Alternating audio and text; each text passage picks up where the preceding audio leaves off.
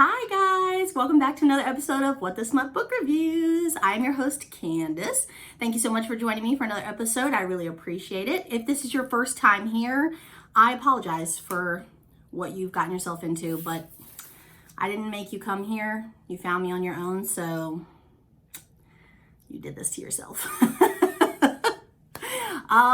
Thank you so much for joining me again. In today's video, we are going to be reviewing a book that I just finished reading. I just finished it. This book was given to me by, I got kind of like I don't even know if it was an ARC because I got it for like a couple days before it actually released. But, yeah. So I was approved for an advanced reader copy of this book, and I was super excited because the blurb sounded like, yeah, and then the cover was like, hey boy. So yeah, I was super excited to dive into this. And you know what's crazy is that I kind of devoured this book.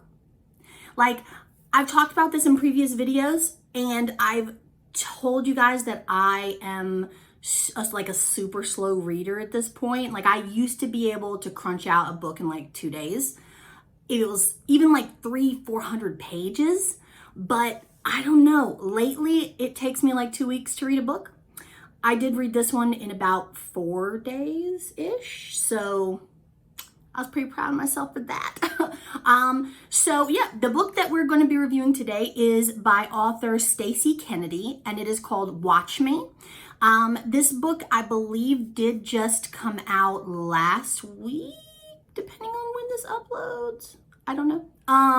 But it is part of what's called the Phoenix series. It's Phoenix book 1, I think. And it's only 187 pages, which for me seems very short for a full-length novel. It could be a novella, and I just didn't know that at the time that I started reading it. Maybe because it's the first book in the series, the subsequent books will be much longer. I really hope so, because I actually really did get into this book. So, okay. I'm gonna read you guys the blurb, and then we can break it down and discuss it a little bit, because I'll just say, like, spoiler alert, there's a sex club. Okay. So the book is currently available to purchase for your Kindle and Nook for the price of $4.99. The paperback is available for $12.99. So I'm assuming that it's going to be one of those like the large paperbacks, like those, I don't know if they have an actual term for those, because it's not mass market, it's something else. But that is currently available through Amazon, brand new, for $12.99. I don't know if you can find this book, because it's so fresh and so new, if you'll be able to find it on eBay used or something like that. I don't think you'll find it in your local Goodwills or anything like that. So yeah, I guess Amazon or Barnes & Nobles is really your only two options right now. You may be able to find them through things like, fuck is that name of that website? Book Depository or something like that, maybe. Maybe. I will read you guys the blurb, and then we can break it down and we'll discuss it. Okay, so the blurb for this one says, there's like a little, what do you call it? Like a little preface snippet, whatever, before you actually get into the blurb. In the Phoenix Club, there's only one rule: watch, don't touch, until the powerful owner falls for his new star in this deliciously intriguing romance. From USA Today best-selling author Stacey Kennedy. P.S. This is the first book I've ever read by Stacey Kennedy. I just happened to run across her on NetGalley, and the blurb grabbed me and the cover grabbed me, and I was just like, let me apply and see if I get bequeathed a copy of this book, because I'd like to read this. I mean, I probably would have bought it anyway, but I gotta shoot my shot, right? So the blurb says, Zoe Parker has a 3-step plan for revenge. First, gain entrance to the ultra-exclusive upscale sex club Phoenix. Second, act out her wildest fantasy in front of powerful old rivals, proving that they didn't break her. Third, disappear and never return.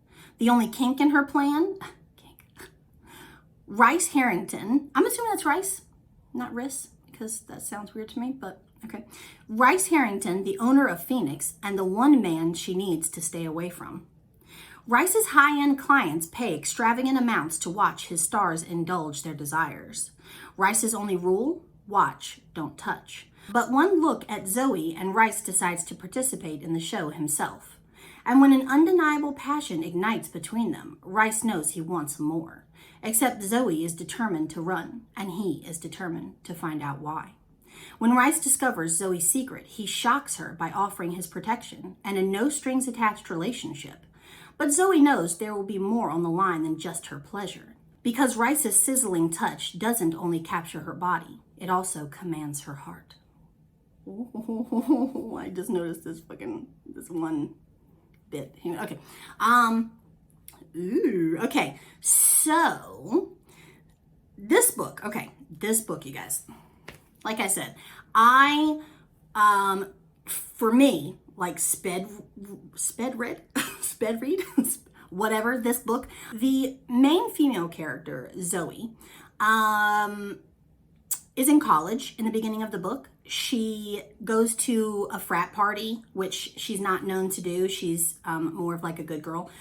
She goes to a frat party and she has like one drink, and then she wakes up the next morning and she's like disheveled and undressed and looking a hot mess in someone's bed, right? She doesn't know what happened. She has no memory of the night before. She's does her walk of shame or whatever, and she gets out of there. And later on, pictures surface taken of her in this compromising position, and it's basically shared with the entire college campus by these two guys. Jake is the front runner, who's like a piece of shit, and Scott is like the follower of the two and just went along with whatever. But it's basically shared to everybody with these two guys, like online, blasted through social media. So she's like traumatized, and she's, like embarrassed, and it mentally fucks her up. So she ends up trying to finish out the remainder, I think it's like 2 months left of her last year of college, and then she planned to go to vet school after that. She ends up not going to vet school because, this like is like haunting her now. And she ends up as like transitioning into a career as like a dog groomer. She works in Brooklyn. She lives in Brooklyn with her 2 roommates. And she devises this plan when she finds out that, fast forward a couple of years later, she finds out that the 2 guys who did this to her are members of this elite underground sex club type place. She finds out they're members through her roommate's hacking expertise, and she devises this scheme for revenge where she's going to participate. She's going to be like the female star of the show, for them to see her virginity get taken, to prove that, she's not a slut and a whore and everything else that the people on campus called her after the pictures came out. So she goes there, and in walks this guy who turns out to be the owner of the club. So the members of this club can pay an exorbitant amount of money, or they have like a certain number of days where they can request a certain type of theme for the show. So this like congressman or senator or some other politician wants to see a virgin lose her virginity, and that's his kink, that's his thing. So that's where Zoe comes in. She's going to play the part of the virgin because she is a virgin. And it's like a special type show. Anytime there's like an higher inherent risk involved in the show, in the book, it says that Rice usually participates or is the male character in that sexual equation. So Rice is the son or the heir of like one of those like highfalutin New York families, right?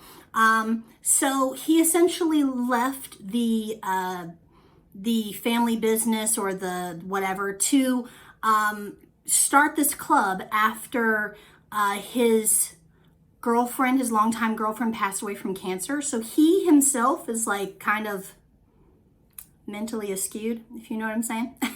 And he's very complicated. He's very like, he wants to, because of the trauma that he experienced while watching his girlfriend succumb to cancer, he now wants to give people the opportunity to live out their best life, basically. So that's why he started Club Phoenix, and that's why he eventually takes Zoe under his wing. He finds out what happened to her in college, and when he realizes that the two guys who did this to her are members of his club, he basically goes after them and teaches them a little lesson. And then he becomes attached to Zoe. So throughout the course of the book, they both develop they start out with an attraction to each other, and then they subsequently they get into a relationship that's based purely on pleasure. He wants to basically sexually free her from herself after this traumatic incident happened to her, and he wants to sexually liberate her, in for want of a better term. And she's attracted to him. She wants to be free. She wants to shed all of the fear and the anxiety and the depression and everything that came along with this thing that happened to her. And she wants to just let go of it all before she moves back home across the country to her little farming town or whatever it is where she's from. And so they have like a time limit to their relationship. And of course, which is what we want to happen, towards the end of the time limit, neither one of them wants to really let go of the relationship, and they realize that they're in love with each other, and it's super cute. If I had one complaint about this book, it would be that I wish there were more pages, which I don't think is really a complaint. It's 187 pages. I would have been fine with like a 350-page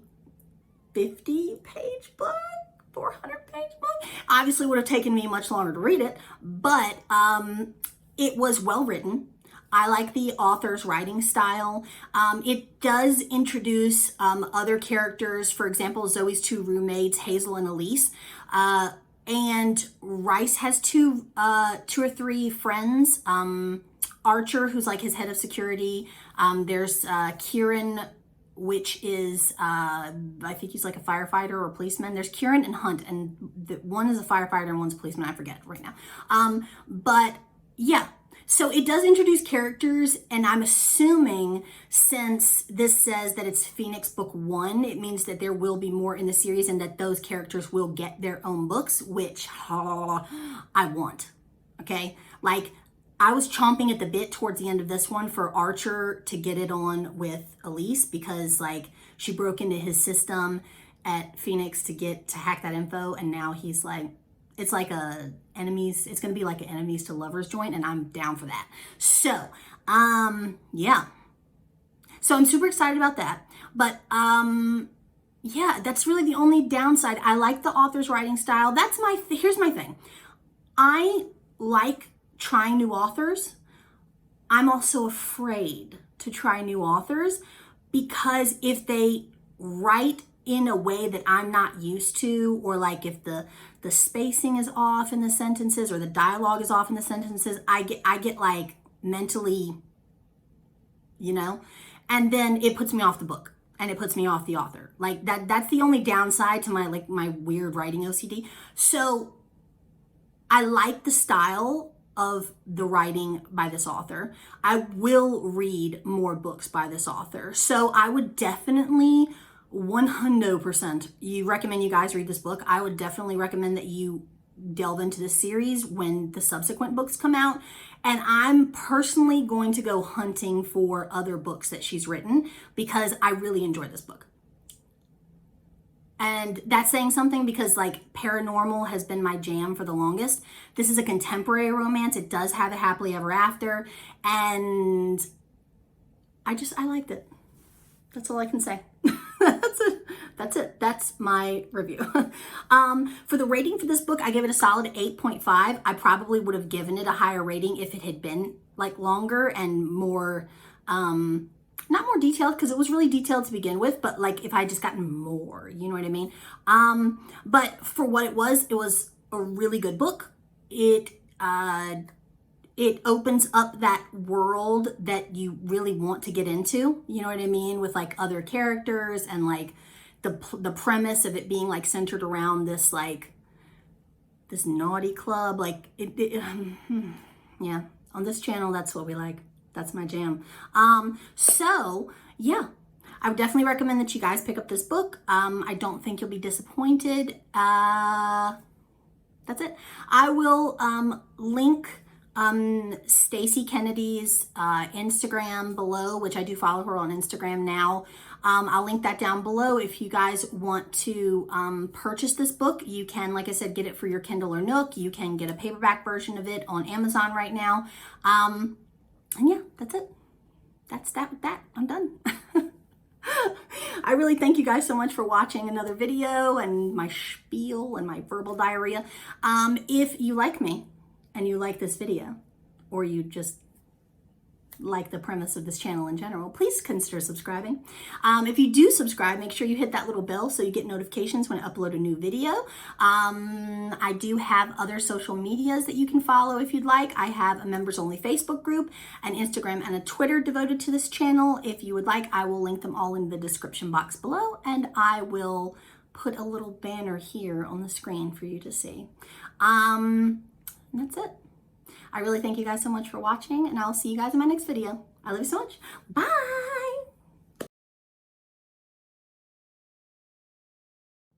Boy, this camera angle about to piss me off. I've been screwing with this camera for like 20 minutes. Okay.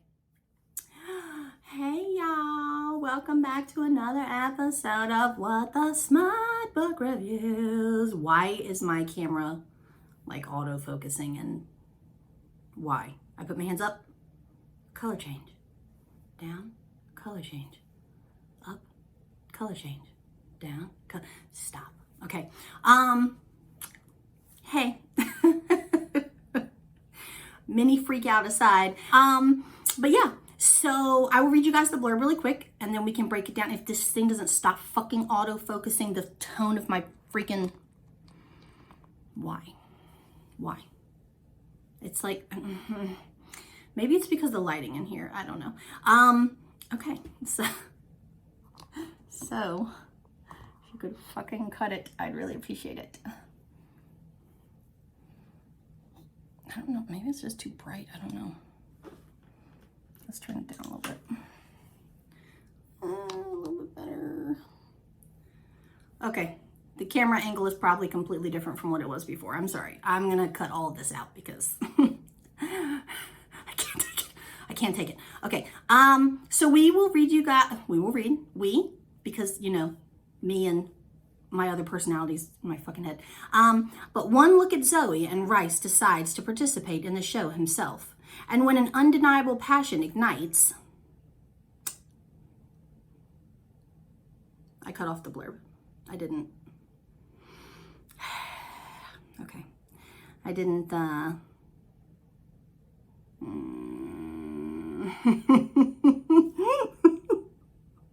This is, I'm never prepared. I'm never prepared. Okay.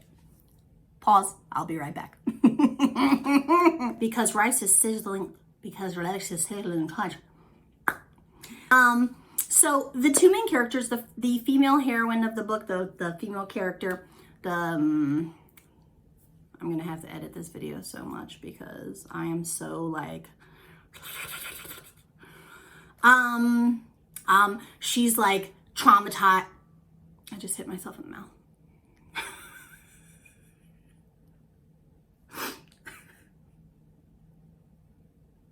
Today is not my day today. Okay. Okay. This entire video has been trash. Just straight up garbage. It's hot in here. I'm sweating. And I can't seem to form a coherent sentence. And I have no flow. And my verbiage is blah, blah, blah, blah, blah. And yeah, I'm all fucked up. I'm all fucked up. My camera angle is off. My lighting is off. I printed out, I copied and pasted half a blurb. Typical. I need some tea. That's what's gonna fix everything. Tea. You guys know me with the tea. Look at this cup. How fucking cute is this? Hocus pocus. Hocus pocus, I need to focus. Tea helps me focus. I do need a cup that says hocus pocus, I need to focus. Because I do. Because my brain is,